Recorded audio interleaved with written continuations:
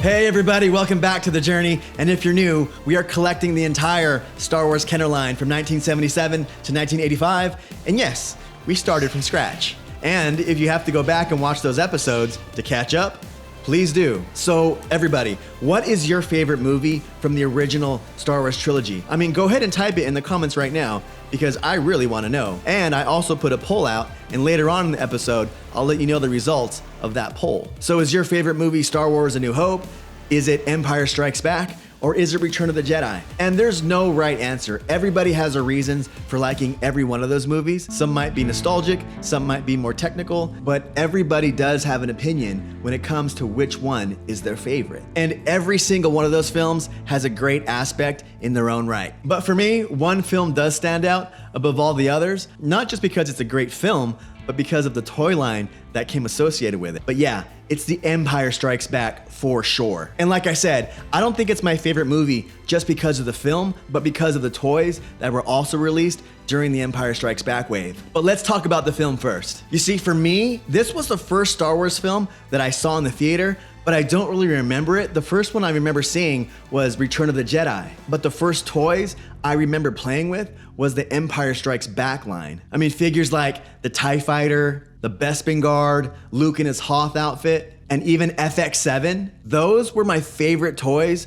growing up, and yeah, they came from Empire Strikes Back. You know, as a child, when I was playing with my toys, I was developing my sense of storytelling.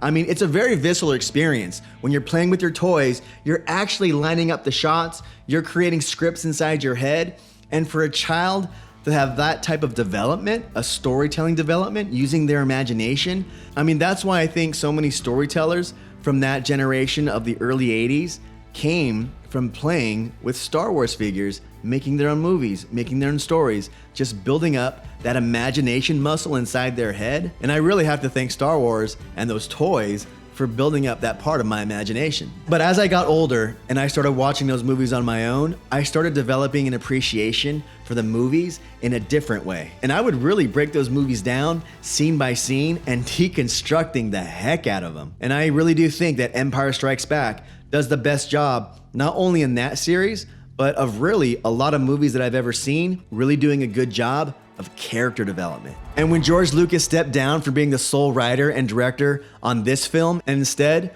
placed Lawrence Kasdan as the main writer and Irvin Kershner as the director, well, some fans and even the studios were taken aback. But since the release of Star Wars A New Hope was such a huge hit, George Lucas was running a full business with Lucasfilm Limited and getting ready to produce films like Raiders of the Lost Ark, as well as running the effects facility of Industrial Light and Magic, which was working not only on the Star Wars films, but producing effects for TV commercials and other feature films being produced at that time. His hands were tied up in the business aspects of Lucasfilm. But it turned out to be the best thing for the early franchise.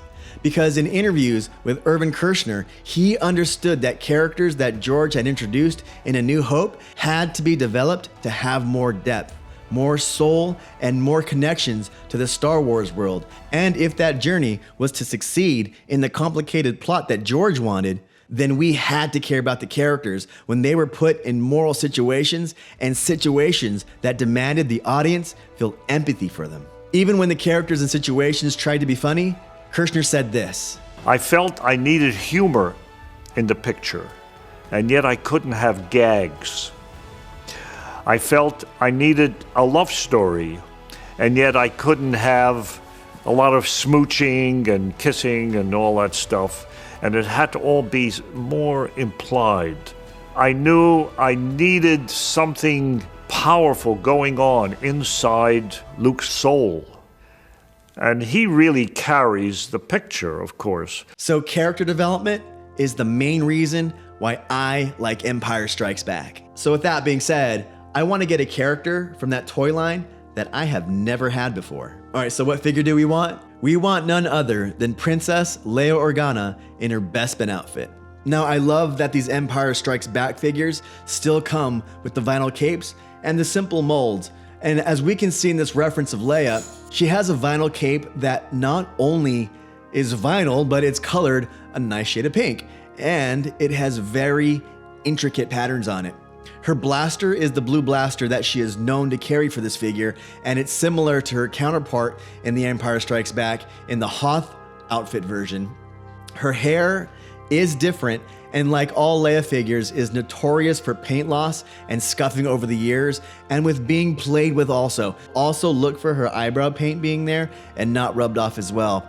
And as for her red vinyl cape, well, it all depends on which variant you're looking for, and you can go down a whole rabbit hole just on different ways that her cape was patterned. There's also different hair colors that she has been made with, and some variants come with a turtleneck with a gold necklace, some with no necklace, some with a necklace but no turtleneck, and some with no necklace and no turtleneck. And there's another rabbit hole that you can get completely lost in. But when it comes down to which Bespin Leia that you want to get, you just have to decide what variant and what country of origin that you're really going after. But for us, we're gonna look for the one that was most available in the US, which was the crew neck Leia, or the no turtleneck version with the gold necklace. So we found a great version of Leia on eBay, and we bought her for $75. And when I was searching around for this figure, that was the average price for this figure in a near mint condition, but some sellers were wanting to sell just the blaster for around $70. So if you're looking for a Leia Bespin in that outfit, it might be a good idea to buy her complete right now. So we did get an eBay seller to ship us this figure in a box, which is great, and the figure came well protected. There is a lot of scuffing on her hands, and I wish I had not bought this Leia because of that and waited for a better one, but we will be more picky once we buy the version that we're gonna be sending off to get graded. So this was really my bad for not being more selective in that choice, but the rest of the figure is in great condition. There is a bit of paint wear on her eyebrows, but again, I should have been more picky.